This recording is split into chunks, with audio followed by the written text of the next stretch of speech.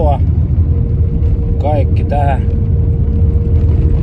kuulolle ja näkösälle. Me aloitetaan tämmönen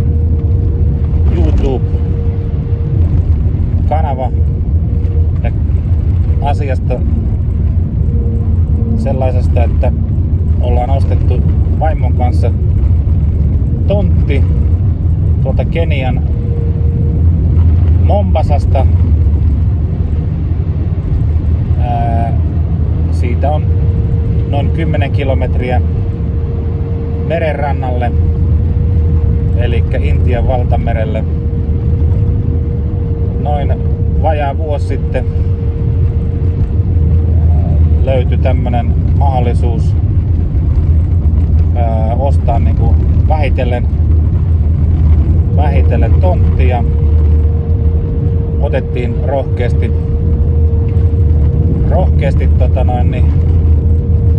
pelkäämättä tästä mahdollisuudesta kiinni ja maksettiin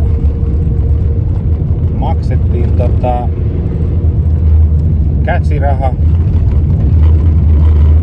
ja sen olisi saanut sen tontin mun mielestä 450 000 shillingiä, mikä on noin 3000 nyt juuri tämän kurssin mukainen hinta, mutta sitten kun me ei sitä kerralla ollut semmoista, niin siinä on aikamoinen korko, niin sit siitä piti maksaa 550 000 pikkuhiljaa ja oliko, että 150 000 piti maksaa sinne heti käsirahaa ja siitä lähteä sitten maksamaan. No, sitten pikkuhiljaa saatiin sitten hoidettua se ja nyt se on sitten tuossa vuodenvaihteen jälkeen, eli 2024, kun ollaan nyt tässä vuodessa, niin siinä saatu maksettua ja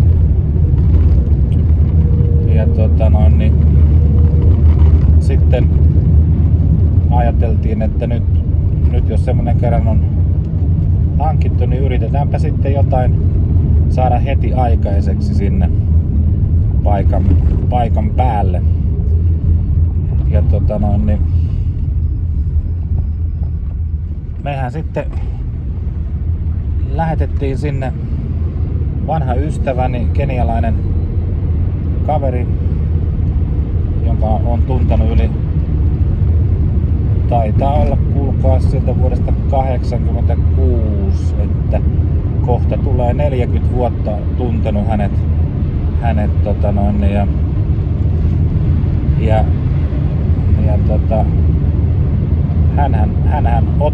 otti ja lähti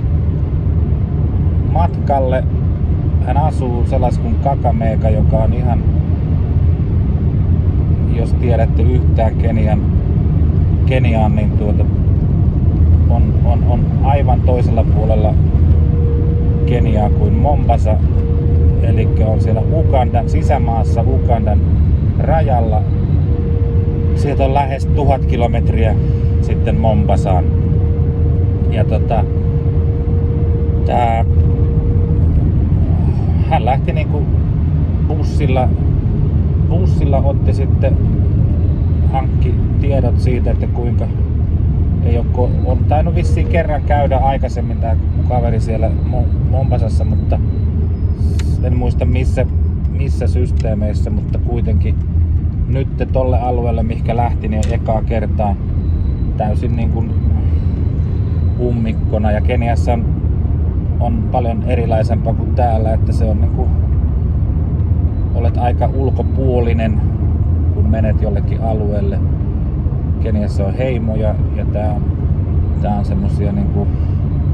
onko tää nyt sitten Swahile ja nyt sitten tällä alueella sitten niinku mihkä sitten hän meni. Eli hän otti bussin ja matkahan meni semmonen 24 tuntia sitten, kun se ajo ensin Nairobiin ja siitä sitten jatku Mombasaan. Ja niin vielä Mombasasta piti, että se ei ole siinä tosiaan, kun Mombasa on päässyt, niin siitä vielä sitten pitää lähteä sitten toisaalle. Ja siinä on niinku, pitää mennä semmosella lautalla yli ja sieltä sitten vielä löytää niinku pikkubussi, tämmönen matatu bussi, jolla mennä sitten seuraavaan kohteeseen. Ja tämähän oli sitten sen matkan helpoin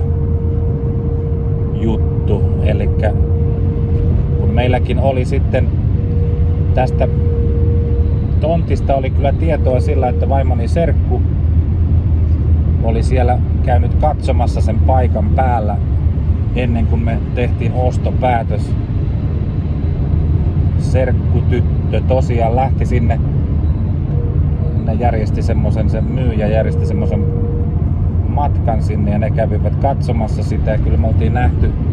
nähty, että semmonen on olemassa ja mikä oli se tontti ja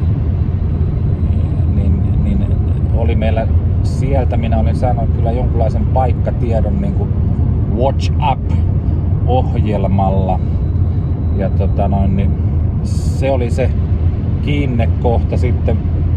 millä yritettiin päästä sinne tontille.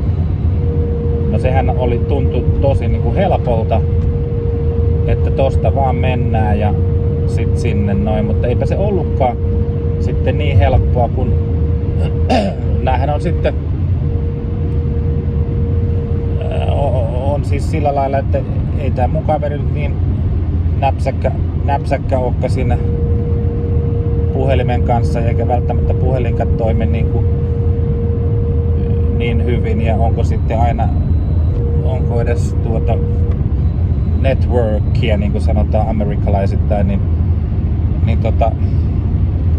sieltä sitten hän lähti katsomaan, missä se on, ja tämä tontin läheisyydessä se kyllä tiedettiin, että siinä on semmonen yliopisto, ja hänkin siihen sitten ajautui sen yliopiston läheisyyteen, ja niin ei vaan millään niin kuin meinattu löytää sitä osannut, kun mä en saanut, jos hän olisikin osannut laittaa niin kuin WhatsAppista sen, että sen paikkatiedon, että mä voin seurata mihinkä hän menee, mutta sitä hän ei saanut niin kuin toimimaan. Oliko sitten se puhelin ei nyt sillä lailla toiminut, niin mä en päässyt koskaan niin kuin neuvomaan sitä, että käänny vasemmalle siitä, ei kun oikealle tarkoitinkin. Ei kun nyt sä menet väärään suuntaan, sun piti mennä sinne ja tänne. Niin kuin semmosia selkeitä juttuja, niin kuin, että tosta vaan, että siellä on ennenkin käyty. No hän sitten joutui siinä, jotenkin meni sitten kyselemään vähän ihmisiltä siinä, että missähän tällainen on tämmönen tontti, niin se semmoisen jonkun vanhemmalta naiselta sitten jotenkin, mä en nyt ymmärrä sitä, että mitenkä se ajautui semmoiseen, se kysyi siitä ja siitä kehkeytyikin hyvinkin jotenkin tämmönen hostile, eli onko se väkivaltainen. Mä en tiedä, katso, mulla on joskus toi englantia sellainen, niin se ja mä en aina muista mikä se suomeksi, niin siitä sitten niin ei muuta kuin hän meni kysymään, niin se tuli jotenkin niinku siitä, että joo, minä sen oon myynyt sen tontin, ja sit tuli tosi niinku sillä lailla, että sieltä tuli jotain ulkopuolisia, rupesi niinku tönimään ja halusivat melkein hakata nää, kun se lähti tosiaan, se oli semmosella tuolla moottoripyöräkyydillä siinä, niin ne joutui siitä lähteä nopeasti karkuun sitten, ja ekana päivänä siis ei onnistunut se ja palasivat sitten takas sinne 10 kilometrin päähän lepäilemään, ja oli aikamoinen tuntui, että mitähän tästä nyt tuleekaan. Ja se oli, en mäkään sitten oikein ymmärtänyt siinä, että tää oli ollut näin traagista se juttu. Ja no sit kun mä kuulin seuraavan päivän aamuna siitä, niin mä ollaan rauhallisesti, että katsotaan mitenkä. Niin, no eikös kuitenkin tää kaveri, se on semmonen tyyppi, kun se oli mulle luvannut, että sinne mennään, niin se oli ottanut sitten auton niin, taksin, ja sitten sillä taksilla ne veti sinne samoille paikoille, ja sitten saatiin niinku vähän tarkempaa tietoa, ja sitten se löytyi sieltä se paikka, ja no eihän sinne ole minkäänlaisia sitten oikein niinku teitä sinne, että se mä tiedän, olisiko se nyt sitten jonkun 5 minuutin kävelymatka siitä, missä nyt auto voi kulkea semmoiselta punamulta tieltä, mikä nyt on ajettu vaan jollain bulldozerilla, tiekarhulla siihen niinku tämmöistä afrikkalaisittain niinku safarirallityyppinen tie siihen. Ja no, ne löysi sen ja ettivät sitä, ja nyt siinä jo vissiin tutustui. Siinä oli naapuri kuitenkin siinä 200 metrin päässä, jonka vissiin tontteja se oli ollut sitten kuitenkin, tai ainakin tämä vanhempi mies sitten, se naapurimies siinä sitten ties sitten siitä, että joo, tää on ihan ok, ja hän oli täällä, kun ne tuli ne myyjät, ja että se on ihan aito juttu. Sehän oli sitten mukava sitten meillekin niinku, mukava sitten meillekin siinä, että no nyt ei tää ihan huijausta oo. Ja olisiko siinä sitten seuraavana päivänä se meni sinne, ja nyt se oli jo sitten saanut sitten tutustuttua itsensä jotenkin siihen. Olisiko tää vanhempi mies sitten ohjannut sitten jonkun toisen semmonen perheen siihen, isä ja äiti, ja sitten siinä oli lapsiakin, niin niin ne rupes sitten järjesti sillä lailla, että ne rupes niin löysivät ensin nyt ne siellä oli merkattu se tontti sitten, meillä oli kartta, ja siitä löysivät sitten ne, oli merkattu joka tontin nurkka sinne, niin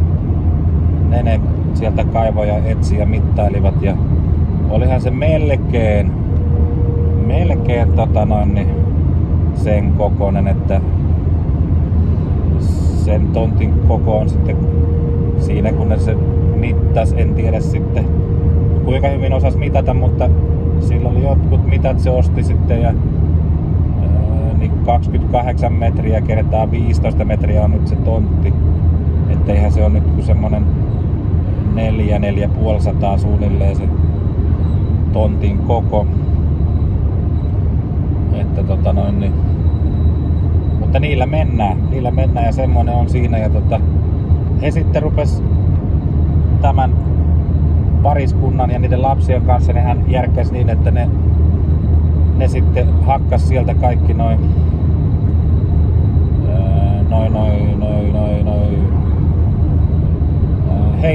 heinät ja muut siltä alueelta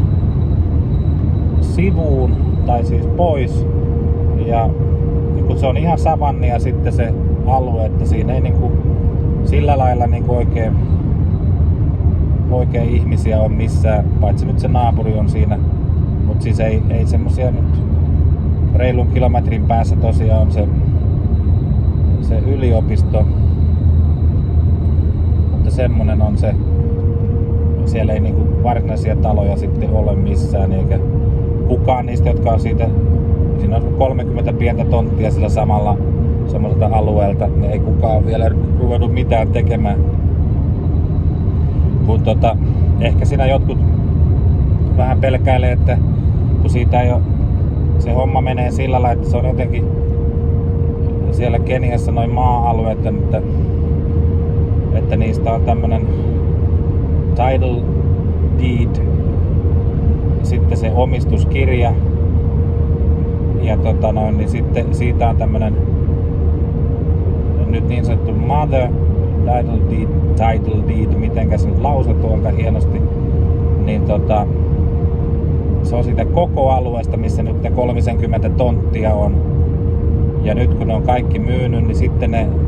subdivide ne jutut sieltä, eli ne jakaa ne sitten, ja sitten tulee niistä semmonen erillinen se todistus, ja se pitäisi sitten nyt tässä ihan, on luvattu tässä nyt sitten ihan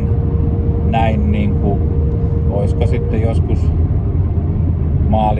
maaliskuun loppuun mennessä voisi vaikka saada sen, mutta mehän ollaan nyt hullun rohkeita sitten sillä lailla, että nyt kuitenkin luotettiin siihen, että se on siinä, ja pieni kokemus on sitten Kenian Nairobissa. Meillä on siellä sitten Anopilla on siellä tontti, joka sitten vähän oltiin osallisena siinä, ruvettiin rakentamaan myös taloja, niin sielläkin ruvettiin rakentaa taloa ennen kuin tää omistuskirja nyt oli sitten saatu, että rohkeasti otettiin vaan sitten tähän hommaan niin kuin sitten,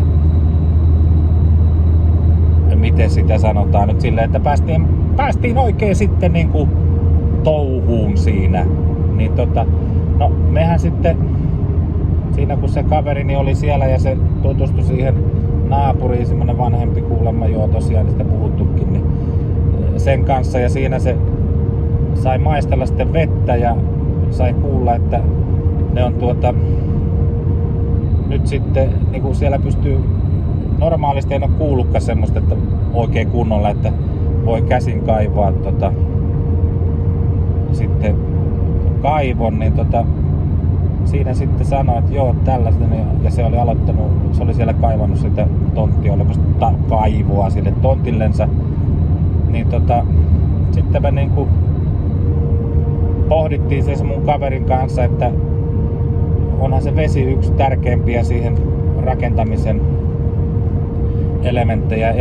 elämisen elementtejä, kun siellä ei millään lailla ollut kuitenkaan mitään putkistoa, niin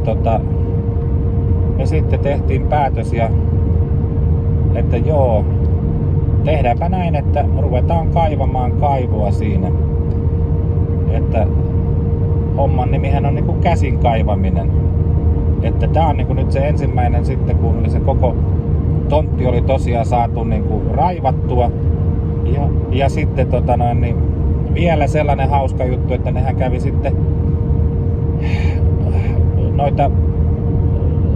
aidan tolppia sitten niinku, niin tää mun kaveri, että ei me nyt mitään kalliita tolppia osteta sieltä jostain, vaan hän järkkäsi niinku, että ne kävi kaatamassa jonkun puun sitten, oli pyytänyt luvan tietysti sieltä paikallisilta. No ei sekään niinku heti onnistunut niin, että sitten kun oli kaatamassa sitä, niin joku tulee sinne tietysti paikallinen hössöttämään, että onko teillä jotain lupia, ja siinäkin jouduttiin kuulemma sitten ottaa joku semmosia alueen niinku vanhimpia yhteyttä, että saatiin, että ja jouduttiin siinä sitten vähän anteeksi, tuli haukotus. Nyt niin jouduttiin siinä vissiin semmonen muutama euro antamaan sitten niin sanottua chai-rahaa, eli tämmöistä tee-rahaa tukemaan. Sanotaan näin, että tuettiin paikallisia siinä, sitten paikallista veljeä siinä hommassa, ja sitten ne oli kaatanut sen puun, ja siinä ne pätki ja ne laittoivat sen sitten lihoiksi, niin sanotusti 20 aidan tolppaa saivat siitä, niin sitten tulee tuohon liitteeksi kuviakin, niin lehmähän ne veti sinne sitten, kun ei siellä ole autoja eikä muuta siinä alueella, niin lehmällä oli joku erikoinen kärry, ja sillä ne veti sitten lehmä vei sen sitten sinne tontille, ja ne kaivovat sitten reikiä joka kulmaa, ja sitten rajoille laittavat. Yhdellä rajalla oli jo tolppia siellä niin kuin tavallaan ulkorajana, mikä on, ja sitten näille muille ne jakoi sen 20 tolppaa, että se nyt on sillä lailla selkeästi siellä erotettuna, että niin, tässä on se tontti. Ja elikkä semmonen oli ennen tätä, mistä mä nyt vähän hyppäsin sitten unohduksissa, niin pahoittelen. Niin nyt sitten päästiin siihen, että kaivoa ruvettiin kaivamaan ja saatiin sitten homma alulle. Ja homman nimihän on semmonen, että ne kaivaa käsin sen, ja se on 1500 shillingiä, mikä on noin 10 euroa nyt jalka. Ja me maksettiin sitten niinku aluksi että sellainen, että ne kaivaa 30 jalkaa, eli noin 9 metriä syvän. Maksettiin 15 000 niille. Ja sitten kun ne on siihen päässyt, niin sitten niin me jatketaan tästä sitten vähän ajan päästä. Minäpä kerron sitten myöhemmin, mitä tässä tapahtuu.